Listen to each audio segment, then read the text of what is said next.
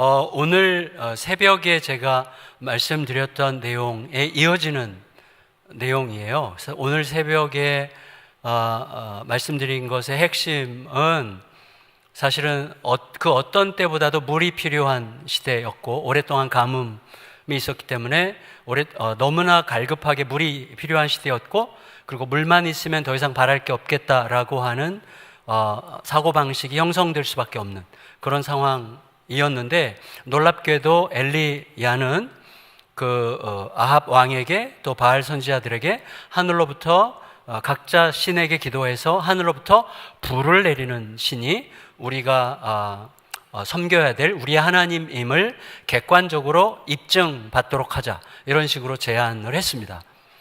근데 백성들의 입장에서 보면 불은 전혀 필요가 없는 거예요. 지금은 3년 이상 비가 오지 않았기 때문에 정말 다 죽어갈 것 같고, 그리고 너무나 불편한 게 많고, 불편할 정도가 아니라 실제로 물이 없어 죽어가는 상황이었기 때문에 물만 있으면 더 이상 바랄 게 없는 상황에서 불을 구하자고 이야기했던 거죠.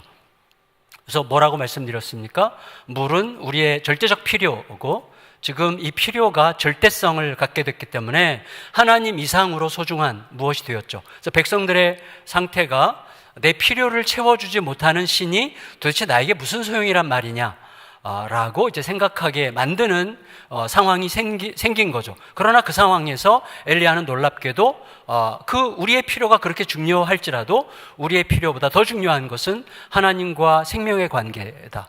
내 필요가 채워지지 않는 상황에도 여전히 하나님은 우리의 하나님이시고, 내 필요가 채워지지 않아도 하나님은 여전히 우리를 바라보고 계시고 일하고 계시고 역사하고 계심을 믿는 게 중요하다.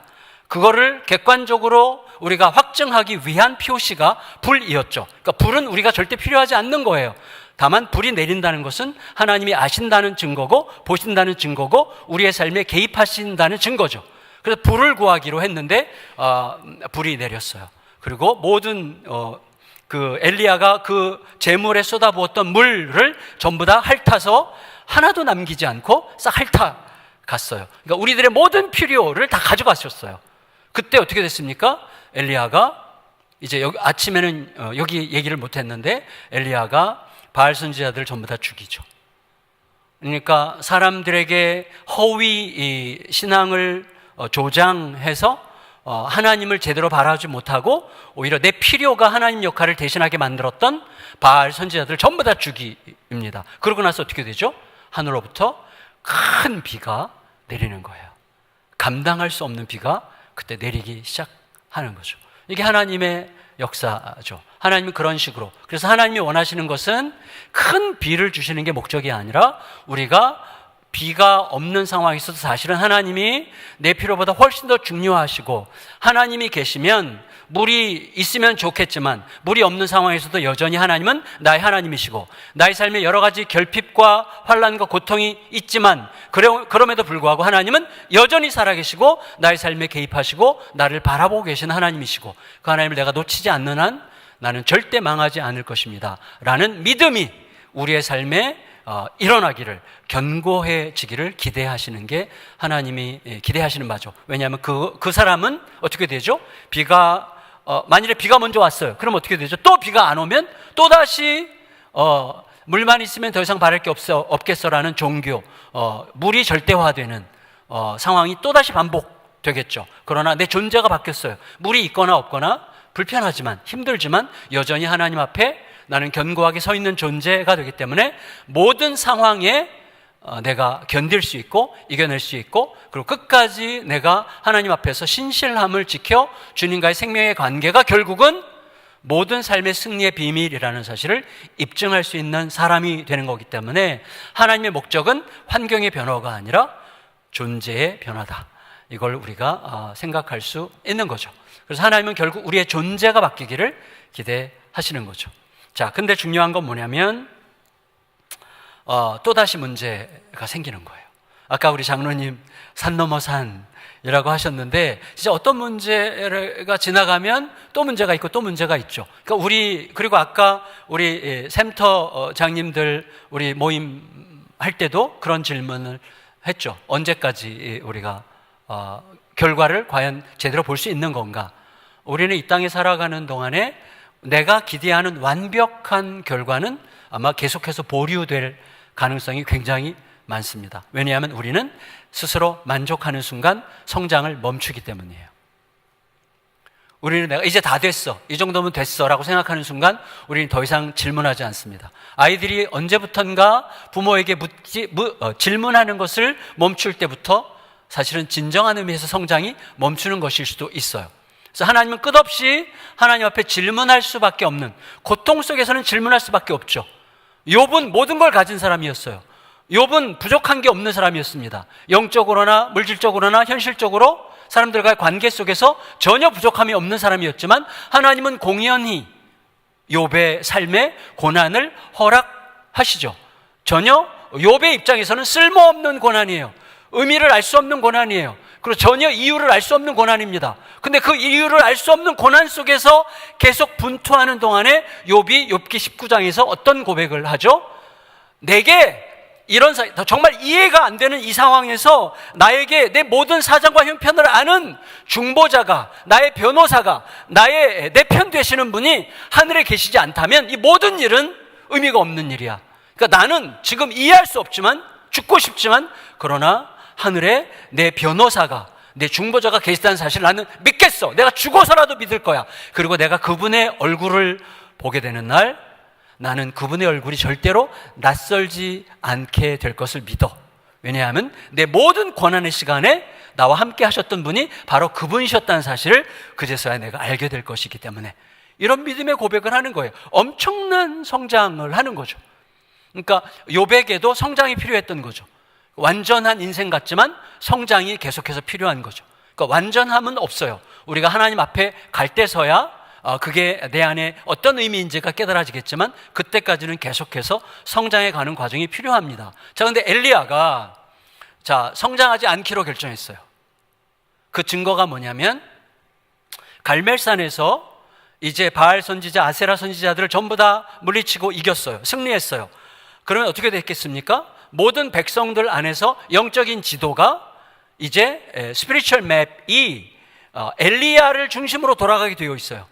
엘리야가 이제 중심에 섰죠. 바알 선지자들 전부 다 처단했죠. 그리고 아합 왕도 깨갱했습니다. 그러니까 이제 엘리야가 무슨 말을 하느냐에 따라서 나라의 영적 판도가 달라질 가능성이 생겼습니다. 그리고 하나님께서 엘리야에게 뭔가 기대하시는 바가 있는 상황이 된 거죠. 이제 영적 전쟁에서 여호와의 유일한 선지자로 남았던 엘리야가 완전히 승기를 잡은 거예요. 그러면 엘리야가 얼마나 담대함을 가지고 이제 새로운 어떤 개혁의 운동의 선두에 서고 싶었겠습니까? 그런데 어떤 일이 생겼어요? 아합 왕이 이 모든 상황을 보고 집으로 쪼르르 달려가서 자기 자기 아내님에게 얘기를 전부 다 일러 바쳤어요. 이런 일이 있었어 여보. 아합은 약간 이제 아내 의존적인 사람이었던 것 같은데 그 이세벨이 그 이야기를 듣고 엘리야가 어디 살고 있는지 알고 있어요. 그래서 엘리야에게 사신들을 보내서 이렇게 이야기합니다. 내일 이맘때까지 내가 널 죽이지 않으면 신들이 나에게 벌을 내릴 거야. 다시 말하면 내일 이맘때까지 내가 내 목숨 걸고 너 반드시 죽여버릴 거야 라고 이야기합니다. 자, 그런데 놀라운 현상이 생기는데 엘리야가 도망쳐요. 엘리야가 도망친다는 게 굉장히 이상한 거예요.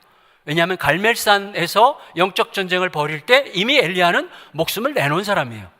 목숨을 내놓고 그 일을 한 거예요. 그럼 원래 하나님께 목숨을 맡겼어요. 죽어도 괜찮아 라고 생각했던 사람입니다. 그리고 이세벨은 원래 그런 여자예요. 원래가 그렇게 싸가지가 없죠. 그래서 내가 너 내일 이맘때까지 너를 내 목숨 걸고 죽여버릴 거야 라고 말할 만한 여자예요. 그러니까 얼마든지 그렇게 말할 만한 여자가 그런 말을 한 거고, 엘리야는 이미 목숨을 내놓은 사람이에요. 근데 이 두 개가 안 만나요. 만나지 않아요. 어떻게 왜 도망치지? 도망칠 만한 객관적 이유가 전혀 없어요. 목숨을 내놓은, 자기가 순교하기로 결정한 사람이고, 그리고 이세벨이 내가 너 내일 이맘때까지 죽일 거야 라는 말은 얼마든지 예상할 수 있었던 말이고, 근데 그 말 듣고 쪼르륵 도망쳐서 뭐라 그럽니까? 하나님, 날 죽여주세요. 나 이제 더 이상 하나님 일 하고 싶지 않습니다. 나 하나님과 더 이상 관계 맺고 싶지 않습니다. 하나님 날 좀 버려두세요. 나 이제 너무 지쳤고 피곤하고 하나님 더 이상 나 하나님이랑 같이 걷고 싶지 않습니다. 이런 식으로 말을 했단 말이죠. 이유가 뭘까요? 이유가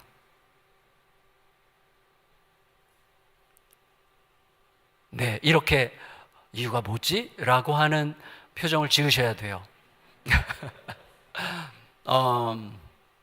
이유는 먼저 답이라고 할 수 있을까? 저에게 깨달아진 하나님께서 알게 하신 이거보다 더 훌륭한 답이 있을 가능성이 얼마든지 있다고 생각합니다. 그러나 지금까지 저에게 알게 하신 답은 무언가 하면 전제라고 저는 생각합니다. 전제. 엘리야에게 어떤 전제가 생긴 거예요. 혹은 전제가 강력했기 때문이에요. 자, 무슨 말이냐면 교회 생활하면서 하나님의 뜻이 이루어지지 않기 때문에 시험에 드는 일은 없습니다.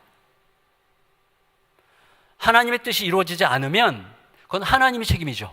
그래서 그 다음에 우리가 어떻게 하면 되죠? 하나님께 물으면 돼요. 우리는 이게 하나님의 뜻인 줄 알았는데 이게 하나님의 뜻이 아니었나요? 그러면 이제 우리가 어떻게 해야 되죠? 라고 묻게 되어 있어요. 그러니까 진짜로 하나님의 뜻을 쫓았던 사람들은 하나님의 뜻이 이루어질 줄 알았는데 이루어지지 않는 걸 보면 하나님께 다시 물으면 돼요. 하나님의 뜻인 줄 알았는데 이게 아닌가요? 그러면 뭐죠? 우리가 무엇을 하나님의 뜻이라고 다시 생각해야 될까요? 라고 질문하면 되는 거예요. 그런데 이게 하나님의 뜻이어야만 해 라고 생각하는 자기의 전제를 주장했던 사람은 그게 거절당하잖아요? 그러면 분노해요. 하나님 앞에 하나님께 삐져요. 그러니까 하나님이라면 당연히 이루셔야 돼. 그리고 이게 지금까지 하나님의 역사라면 당연히 이런 일이 생겨야 돼 라고 하는, 그러니까 하나님의 뜻이라기보다는 내가 하나님의 뜻이라고 생각하는 그것. 그래서 하나님의 뜻이 이루어지지 않아서 시험에 드는 게 아니라 하나님의 뜻이라고 주장하고 확신하는 나의 어떤 그림이 거절당할 때 우리는 시험에 드는 거예요. 이게 무척 중요합니다. 그래서 엘리야의 그림이 여기에 나와요. 엘리야가 어떤 그림을 그렸는가? 10절 한번 읽어볼까요? 제가 읽겠습니다.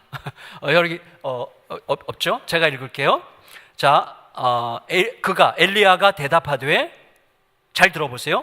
내가 만군의 하나님 여호와께 열심히 유별하오니 나같이 열심히 하나님을 섬기는 사람이 없으니, 그리고 나밖에 안 남아. 그래서 그 다음에 뭐라고 그래? 이는 이스라엘 자손이 주의 언약을 버리고 주의 제단을 헐며 칼로 주의 선지자들을 죽였음이오며 오직 나만 남았거늘 그들이 내 생명을 찾아 빼앗으려 하나이다.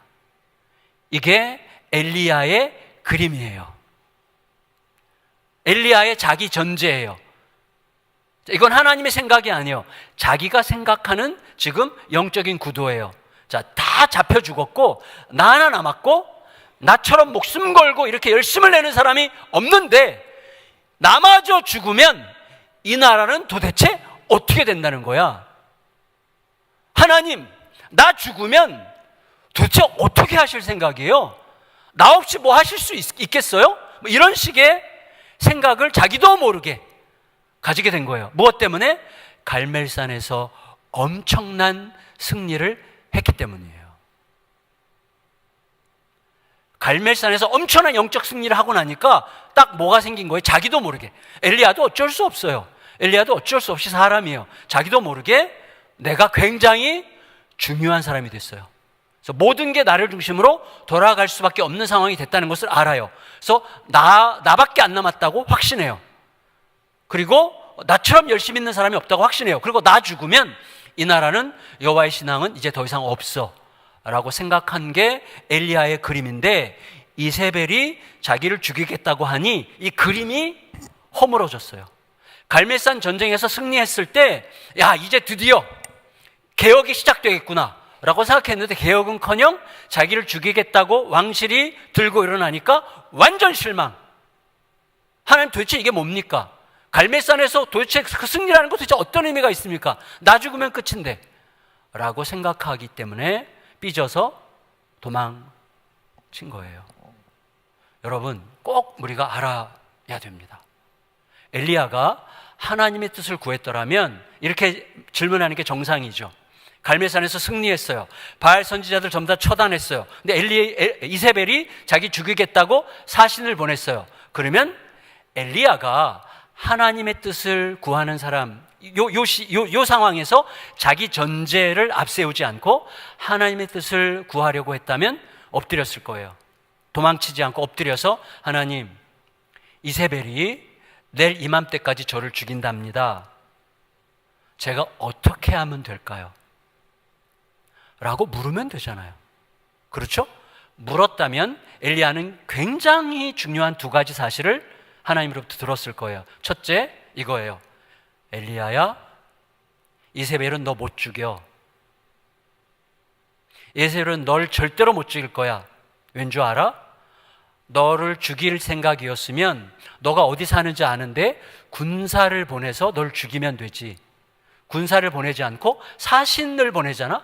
사신은 폴리티션이에요. 정치가들이에요. 이 사람들은 타협하거나 잘 구슬러서 포기하게 만드는 자들이에요. 그래서 엘리야가 어디 사는지 아는데 군사를 보내지 않고 사신을 보냅니다. 그리고 어떻게 해요? 24시간 여유를 줘요. 그 24시간은 뭐죠? 내일 이맘때까지. 자, 24시간 동안 뭐 하라는 거예요? 도망치라는 거예요. 그러니까 이세벨도 지금 갈멜산의 큰 패배 때문에 자기가 자칫 엘리야를 잘못 죽였다가 백성들이 어떻게 들고 일어날지 모르는 거예요. 이세벨도 두려워요. 엘리야를 함부로 죽일 수가 없어요. 백성들이 지금 어떻게 되는지 지금 모르니까. 그러니까 함부로 못 죽이고 겁을 줘서 엘리야가 스스로 포기하게 만들면 승리하는 거예요. 그래서 정치가들을 보내서 협박을 했고 24시간 시간 줄 테니까 너 빨리 도망쳐 라고 여유를 준 거예요. 근데 엘리야가 이건 도대체 속아 넘어갈 수 있는 이야기가 아니에요. 너무나 빤한 수작이니까.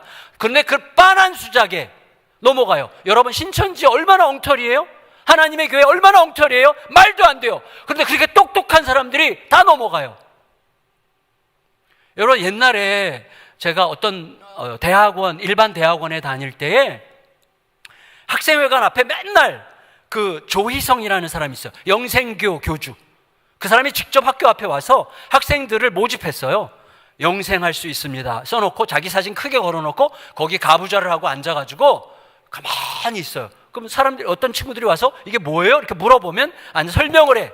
놀라운 것은 그 한국 최고의 대학이라고 하는 그 학교의 학생들이 넘어가.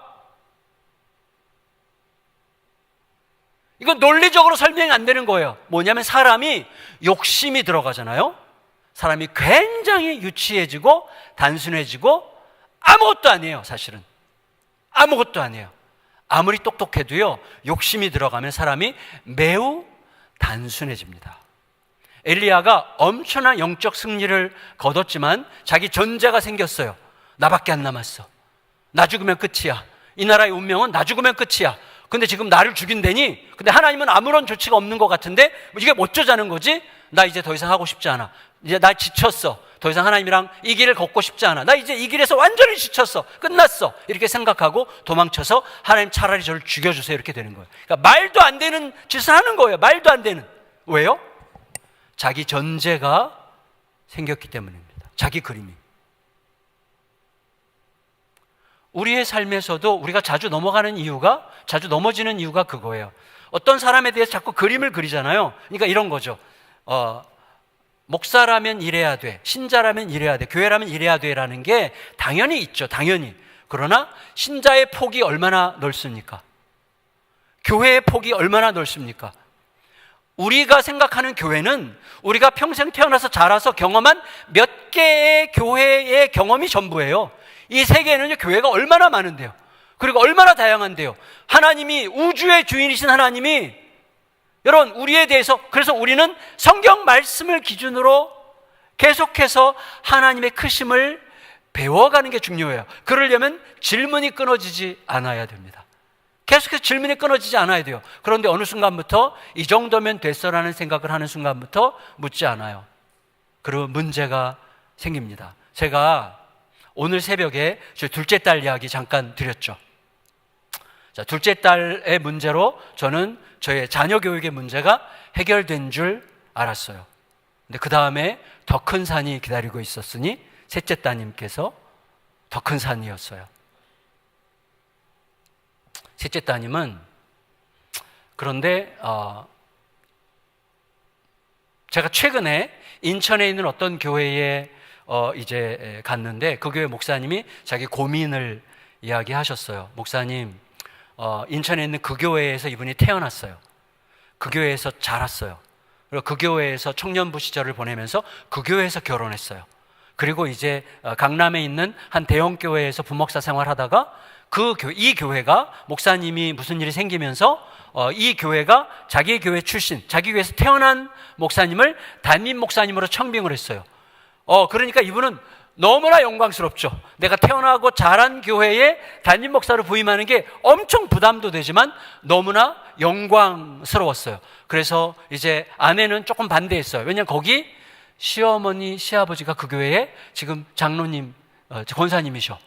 근데 이제 그 교회에 사모로서 가는 게 너무 부담스러워서 여보 나 너무 힘들 것 같아. 어떻게? 근데 목사님은 너무나 영광스럽기 때문에 또 내가 태어나서 자란 교회에 담임 목사로 부임한다는 게 너무나 명분이 분명해서 아내를 잘 설득해서 갔어요. 흥분했네. 갔어요. 근데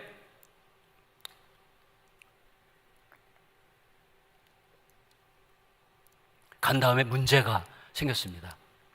어떤 문제냐면 큰딸이 지금 1년째 아빠랑 얘기를 안 하고 있어요. 큰딸은 완전히 상처받았어요. 큰딸은 그 교회가 너무나 좋았고 그런데 자기랑 아빠가 가는 건 가는 건데 자기한테 선택권을 준 적이 없어. 자기랑 의논하지 않았어.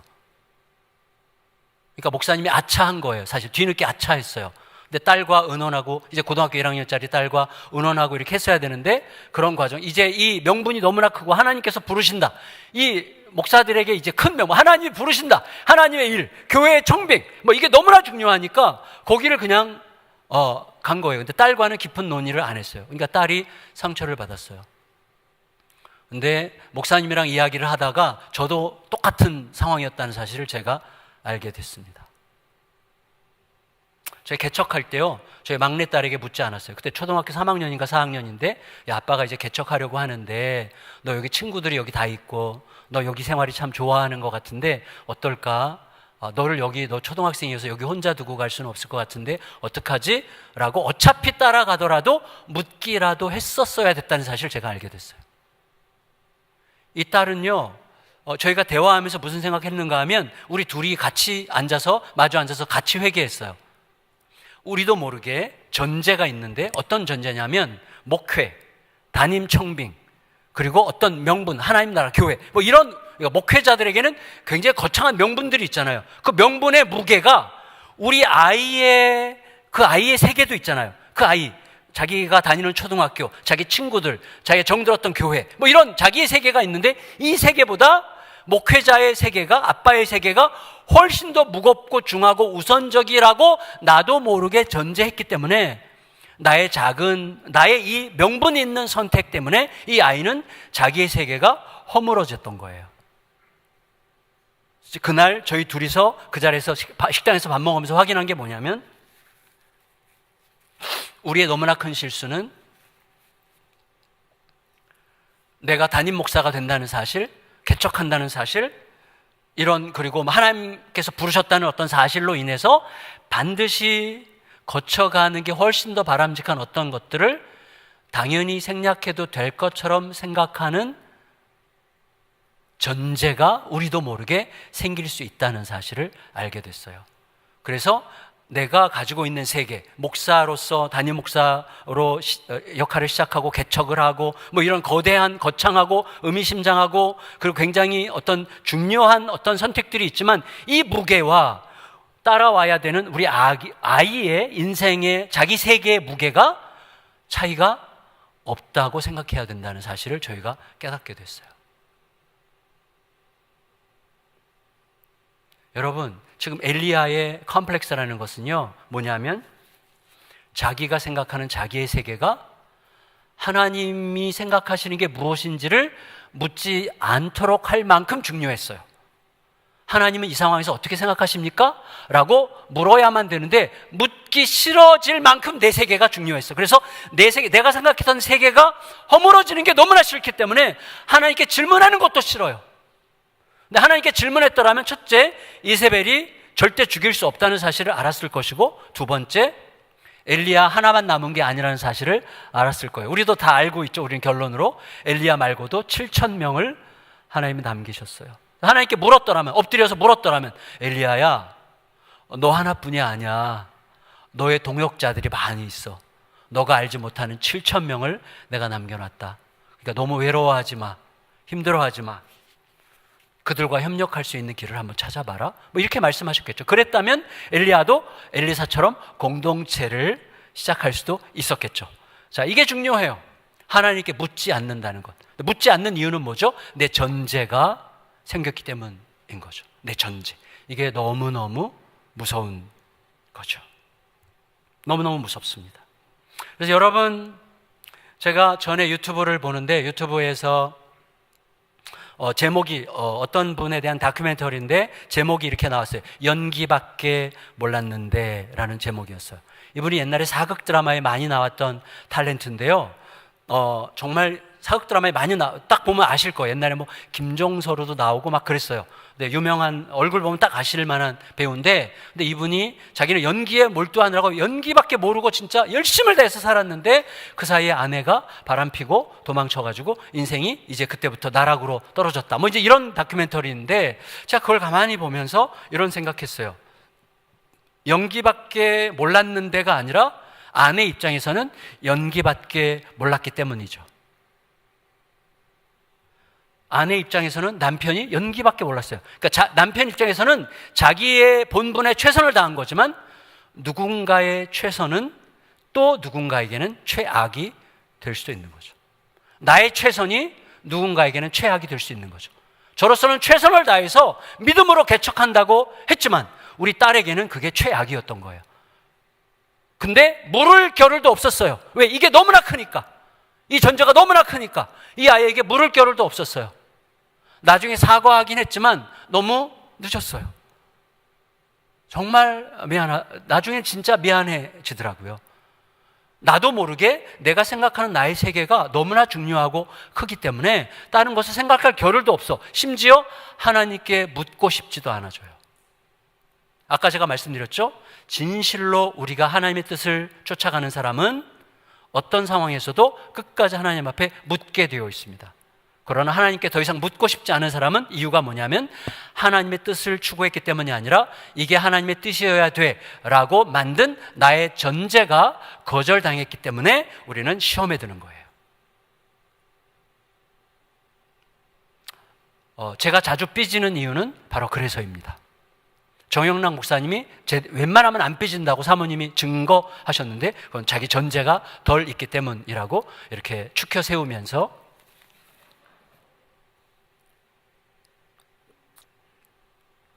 자, 이제 엘리야가 도망칩니다. 어디로 도망치죠?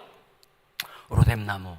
남쪽 광야로 가서 로뎀나무에 가서 터키에 지난번에 다녀오셨죠. 로뎀나무 보셨죠? 로뎀나무 못 보셨어요? 로뎀나무, 저희도 작년에 터키에 성지순례를 갔거든요. 처음으로. 로뎀나무 보시면 아시겠지만 로뎀나무는 그늘을 만들지 못해요. 숭숭 뚫려요. 그래서 팔레스타인에서 로뎀나무 아래 앉아있다는 뜻은 비참하다는 뜻이래요. 저도 얼마 전에 어떤 분으로부터 들었는데 아 그렇구나, 그럴만하구나 이런 생각을 해요. 오죽하면 로뎀나무 아래 앉아있겠냐 그 말이에요. 오죽 나무가 없으면, 오죽 그늘을 피할 데가 햇빛을 피해서 그늘을 찾을 데가 없으면 오죽하면 로뎀나무 아래 앉아 있겠어. 그래서 엘리야가 로뎀나무 아래에 앉아 있는 거예요. 그러니까 하나님께 여쭙지 않고 자기 뜻을 쫓아서 피해서 도망쳐봤자 우리는 가봤자 로뎀나무예요. 그래서 하나님께서 로뎀나무까지 찾아가셔서 엘리야에게 너 이제 호렙산으로 가라. 내가 내 말씀을 주었던 호렙산으로 가라. 그리고 호렙산으로 엘리야가 가죠. 갔는데 어디로 들어가요? 동굴로 들어가요. 이게 엘리야의 그림이에요. 또다시 자기 세계 안으로 갇혀요. 동굴 속으로 들어가요. 하나님이 야, 너 거기서 뭐해? 빨리 뛰쳐나와 라고 말씀하시지 않고 엘리야가 스스로 나오도록. 자, 우리 하나님은 진짜 너무 저 하나님께 좀 죄송한 표현이지만 너무 사랑스러우세요. 진짜 하나님은 이렇게 조심스럽게 동물 속에 있는 엘리야에게 이제 막 엘리야를 나오게 하려고 막 보여주세요. 그래서 세 가지 퍼포먼스를 하시죠. 첫째 뭐예요? 바람을 보여주세요. 두 번째 지진을 보여주세요. 세 번째 불을 보여주세요. 근데 바람인데 그냥 바람이 아니죠. 어떤 바람이죠? 이 바람이 부니까 막 산이 둘로 갈라지고 바위를 막 깨 부수는 어마어마한 바람이 불어요. 근데 그 바람은 뭘 뜻하죠? 와, 세상이 뒤집어지겠다라고 느끼게 되는. 우리 엄청난 태풍이 오면 여기 몇 년 전에 그렇게 막 도시가 물에 잠기는 때가 있었다며요. 저기 세상이 뒤집어지겠는데라고 생각할 만한 그런 사건들, 그런 자연재해를 보여주신 거예요. 엄청난 바람이 부니까 세상이 뒤집어질 것 같은 바람을 보여주셨어요. 그리고 두 번째는 뭐죠? 지진. 지진은 그야말로 세상을 뒤집죠. 그 다음에 불. 이 불은 뭐예요? 얼마 전에 갈멜산에서 세상을 뒤집을 것 같았던 그 불. 세 가지를 보여주십니다. 그런데 특징이 뭐죠? 거기에 여호와께서 계시지 않았더라 하죠. 엄청난 세상을 뒤집을 것 같은 바람 속에 여호와께서 계시지 않았고, 세상을 뒤집을 것 같은 지진 속에 여호와께서 계시지 않았고, 그 다음에 세상을 뒤집을 것 같았던 불 가운데 여호와께서 계시지 않았습니다. 자, 무슨 뜻이죠? 저는 이렇게 해석했습니다. 엘리야야, 이게 너의 그림이었지. 이게 너의 그림이지. 이렇게 엄청난 일들이 벌어지면 세상이 뒤집어질 줄 알았지. 근데 내가 거기 없잖아? 나는 그런 걸 통해서 세상을 뒤집을 생각이 없어. 난 전쟁을 통해서 세상을 뒤집을 생각이 없어. 나는 막 대격변을 통해 세상을 뒤집을 생각이 없어. 내가 세상을 뒤집는 방법을 가르쳐 줄까? 라고 하시며 그 다음에 뭐가 임했어요? 세미한 소리가 임했어요. 근데 거기에 여호와께서 계시지 않았다는 소리는 없어요. 세미한 소리가 임했을 때 엘리야가 어떻게 했죠? 겉옷으로 얼굴을 가렸습니다. 또 지진 후에 불이 있으나 불 가운데에도 여호와께서 계시지 아니하더니 불 후에 세미한 소리가 있는지라 엘리야가 듣고 겉옷으로 얼굴을 가리고 나가. 그거 무슨 뜻이죠? 하나님이 세미한 소리와 함께 임재하셨다는 뜻이죠. 얼굴을 가리고 나가요. 세미한 소리와 함께 여호와께서 임재하셨습니다. 자, 그러면 이제부터 본론인데, 왜 하나님은 세미한 소리로 말씀하셨을까 하는 거예요. 세미한 소리는요, 문자적으로는 아주 들릴까 말까 하는 소리예요.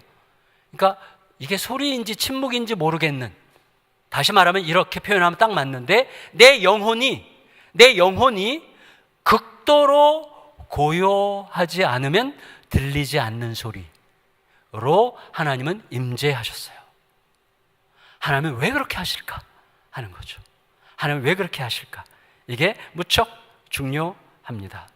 여러분, 저희 부부가 종종 싸울 때 이것 갖고 종종 싸우는데, 내가 분명히 말했잖아. 저는 못 들었어요. 언제? 제가 또 약간 가는기도 먹었어요. 근데 언제 그랬어? 내가 분명히 그때 말했잖아. 내가 2번이나 말했는데 못 알아. 나 진짜 못 들었어. 아니, 왜 못 들어? 그거를 내가 분명히 힘을 줘서 말했는데, 이거 가지고 맨날 싸우거든요. 요새 조금씩 줄어요. 그런데 중요한 건 뭐냐면, 제가 답을 알았어요. 분명히 말한 게 답이에요. 분명히 말했어요.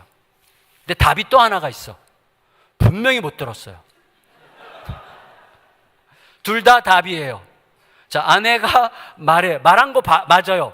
그런데 여기까지 왔는데 안 들려. 왜? 제가 딴 생각하고 있으면요, 안 들려요. 여러분, 목사님이 아무리 핏대 올려서 설교해도요, 속으로 딴 생각하고 있으면 정말 경건하게 듣고 있는데도 아무 생각 없어요. 안 들립니다. 딴 생각하고 있으면 안 들리는 거예요. 자, 하나님께 기도하는데 어떻게 해요? 열심히 기도하는데 하나님으로부터는 전혀 안 들어. 왜? 내가 말할 것만 계속 생각해. 그래서 우리가 대화할 때도 보통 어떻게 한다 그러죠? 상대방이 말할 때 그 다음에 내가 치고 나갈 거가 뭔지 막 생각하고 죄송해요. 생각하고 자빠져 있어. 그러니까 상대방의 말이 아무리 말해도 안 들려요. 그 다음에 내가 말할 거 생각하고 있느라고. 그러니까 대화가 안 되는 거예요. 내 말할 것만 생각하니까. 그러니까 사실은 안 들리는 거예요. 근데 기도할 때도 똑같아요. 기도할 때도 똑같아요.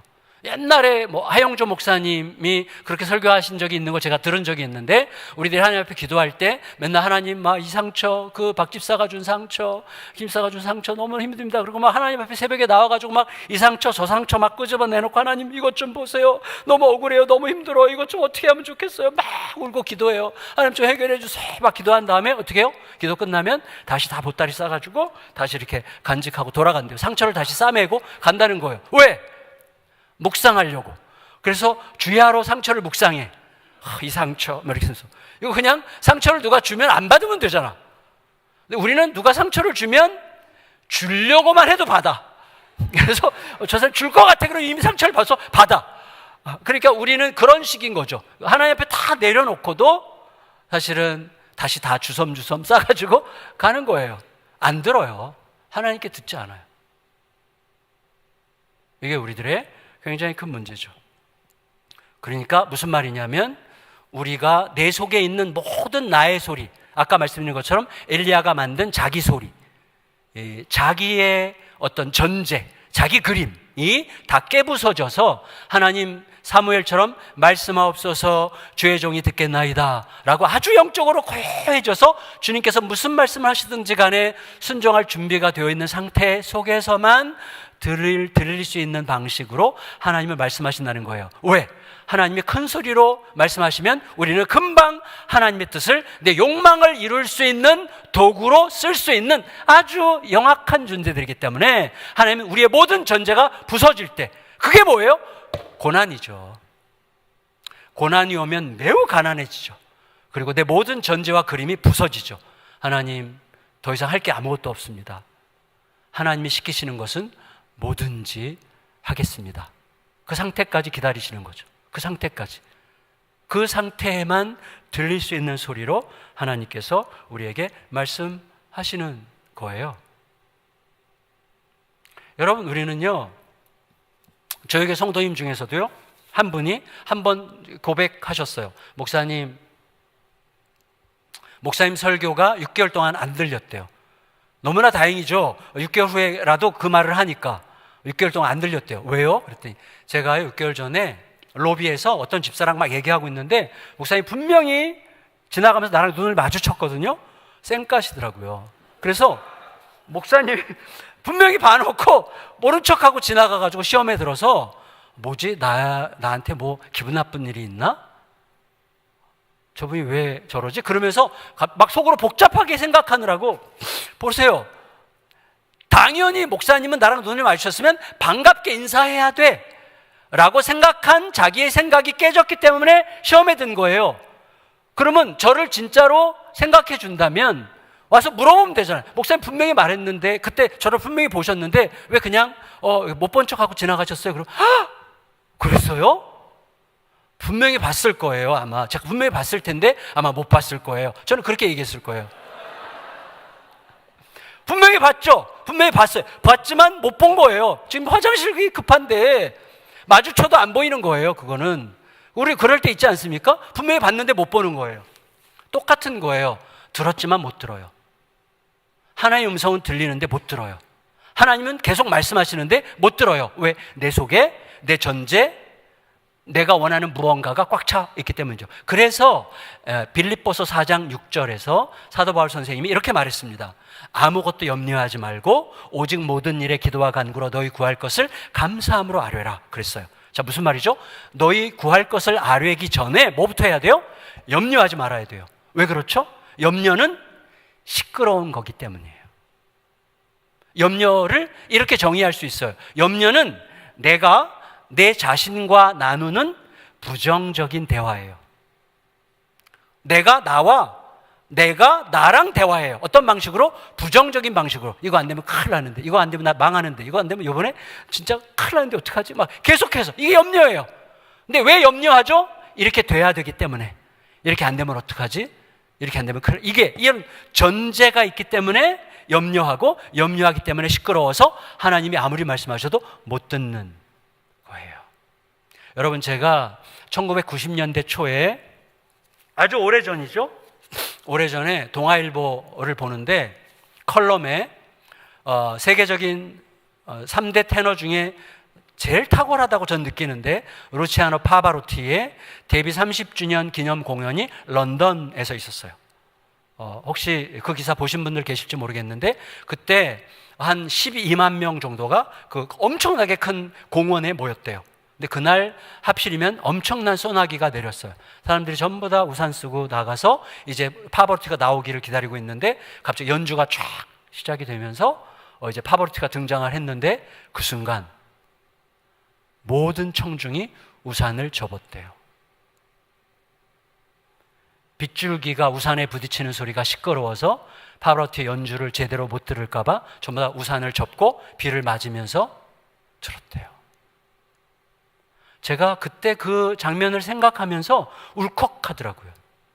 우리의 삶에 늘 쏟아지는 문제의 빗줄기들을 우리는 염려의 우산을 활짝 펼쳐들고 계속 그 문제의 빗줄기들을 염려의 우산으로 맞이해요. 막 엄청 시끄러워. 그래서 하나님의 연주 소리가 들리지 않는 거예요. 사람을 나라마다, 우리나라는 한자에서는 인자 쓰잖아요. 서로 의지해 있는 존재로. 그런데 라틴계 사람들은 사람을 거기서 나온 단어 펄슨이잖아요. 펄슨의 원어가 페르소나레인데 페르는 통과하다, 라틴어가 통과하다고, 소나레는 소리예요.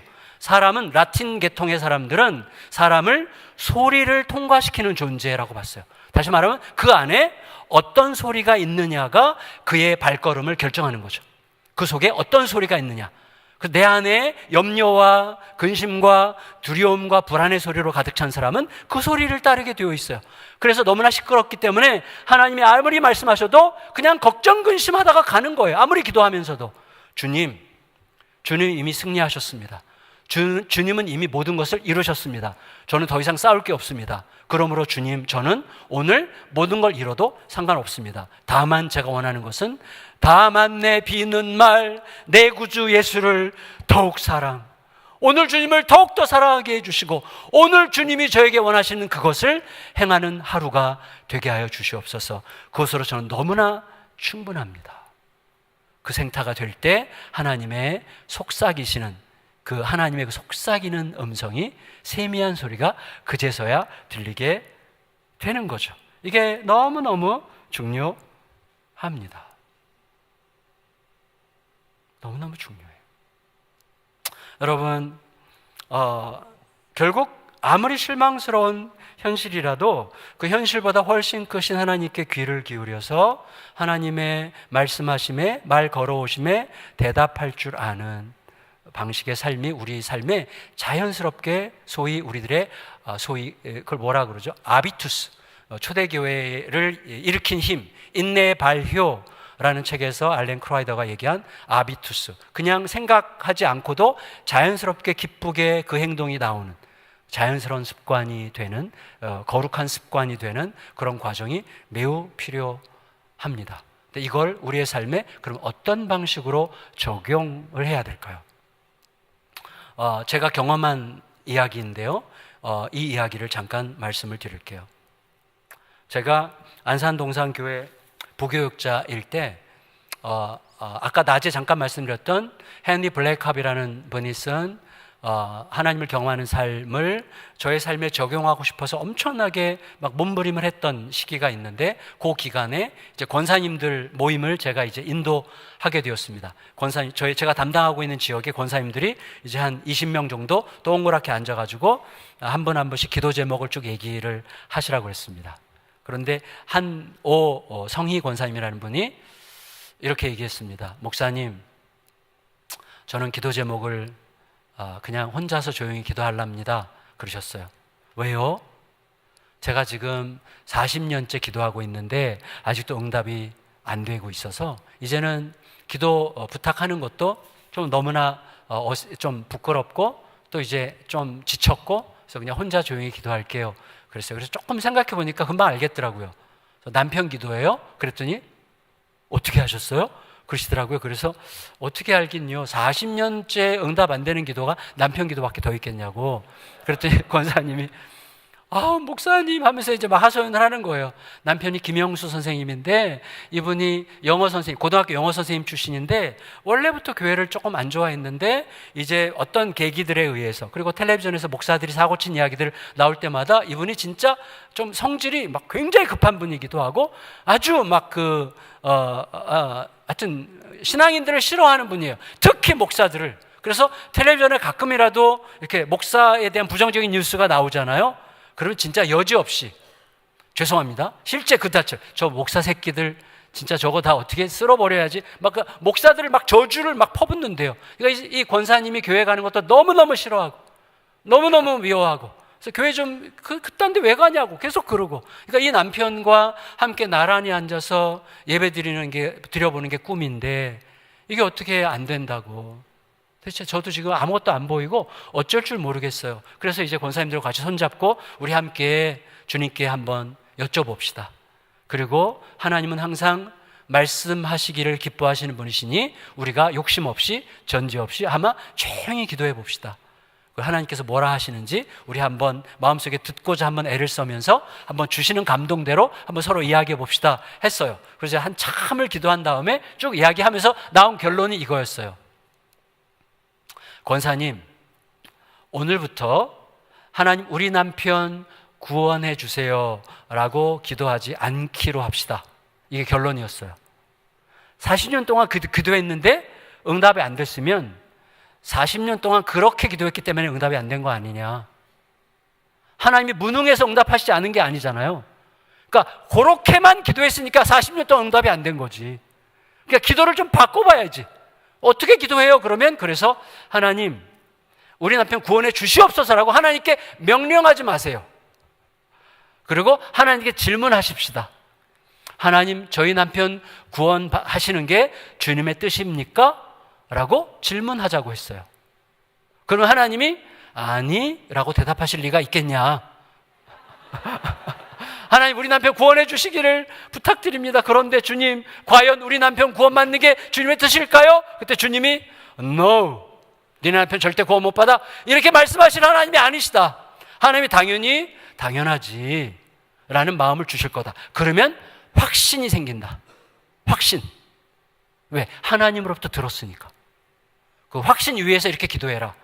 하나님, 저희 남편 구원해 주시는 게 하나님의 뜻이라면 오늘 제가 무엇을 순종해야 될지 가르쳐 주세요. 하나님께 떠넘기지 말고 하나님의 동역자가 되라. 하나님, 저희 남편 구원하는 게 주님의 뜻이라면 제가 오늘 뭘 순종해야 되는지 가르쳐 주세요. 이건 남편 구원뿐만 아니라 우리들의 많은 기도에 적용되는 부분입니다. 저는 이게 얼마나 중요한지 알게 됐어요. 이후에 지금까지 오랜 세월 동안 알게 됐는데 하나님 앞에 그렇게 엎드리는 거예요. 그래서 이 권사님이 어떻게 그런 기도를 한 번도 안 해봤을까요? 한번 해볼게요 했어요. 일주일 지났습니다. 그러니까 하나님으로부터 들으려면 하나님께 질문하고 그 다음에 내 욕심 어떤 것도 다 내려놓고 그리고 하나님으로부터 듣고자 하자는 취지에서 이렇게 얘기를 나눈 건데, 일주일이 지났어요. 권사님 좀 어떠셨어요? 그랬더니 목사님, 제가 평생 이렇게 기도해 본 적이 없어서 이거 너무 힘드네요. 너무 힘들어요. 그래서 한 주 더 해봅시다. 막 한 주 또 기도했어요. 일주일 있다가 권사님 어떠셨어요? 목사님, 저 이 기도 이제 그만할까 해요. 왜요? 너무 헷갈려요. 이게 내가 나한테 말하는 건지 하나님의 음성인지 내 욕심인지 뭔지 너무너무 헷갈린다고. 그래서 제가 이렇게 얘기했어요.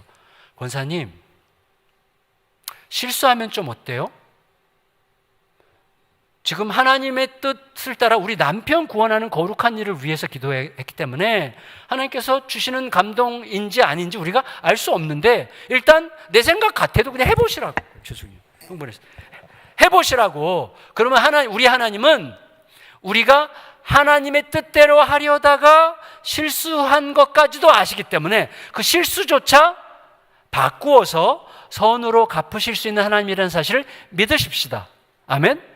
우리 하나님은 그런 분이시죠. 아멘. 하나님 선하세요.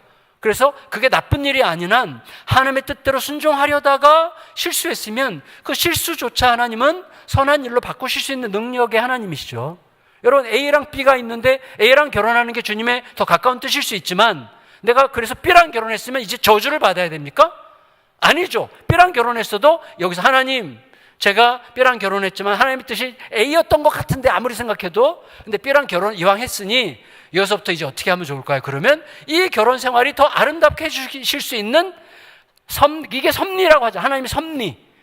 하나님 운명적이시지 않잖아요. 그러니까 마음껏 해라 그 말이 아니라 하나님의 뜻대로 하려고 하는 게 너무나 중요하고 하나님의 뜻대로 순종하려고 하는 걸 하나님이 기뻐하신다는 사실을 알아야 돼요. 그래서 권사님께 실수하더라도 괜찮습니다. 그러니까 그냥 느낌이 오면 바로 그날 해보세요. 그랬어요.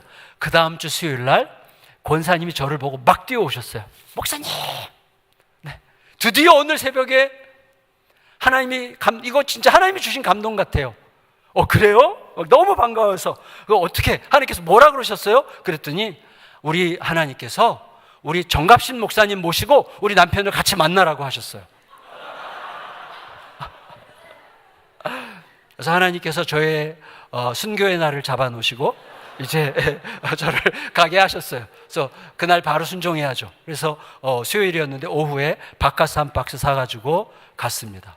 김영 선생님, 영어 선생님인데 제가 이제 노크를 하고 이제 들어갔어요. 이분이 이제 들어가면 첫째 방이 아파트, 한국의 전형적인 들어가자마자 첫 번째 방에 있고 저 안쪽에 거실이 있는데 김 선생님 인사드리고 우리 오 권사님 통해서 얘기를 많이 들었고 저는 오 권사님이 다니는 교회 목사인데요. 기분 별로 안 좋으시죠?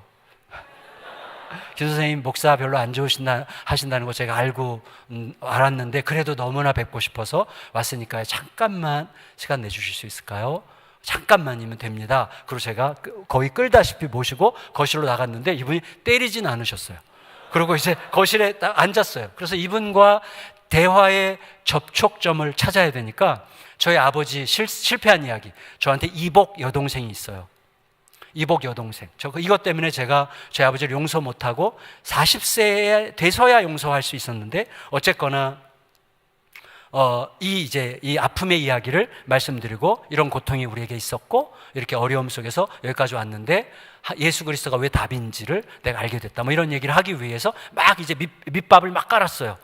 한 20분을 얘기했는데 이분이 눈을 감고 가만히 있으면서 점점 열을 받기 시작한다는 게 딱 느껴졌어요. 여기서 조금만 더 얘기하면 이제 욕이 한번 날라올 것 같은 느낌이 들었어요. 그래서 저도 이제 눈치가 약간 있어가지고 김 선생님 정말 감사합니다.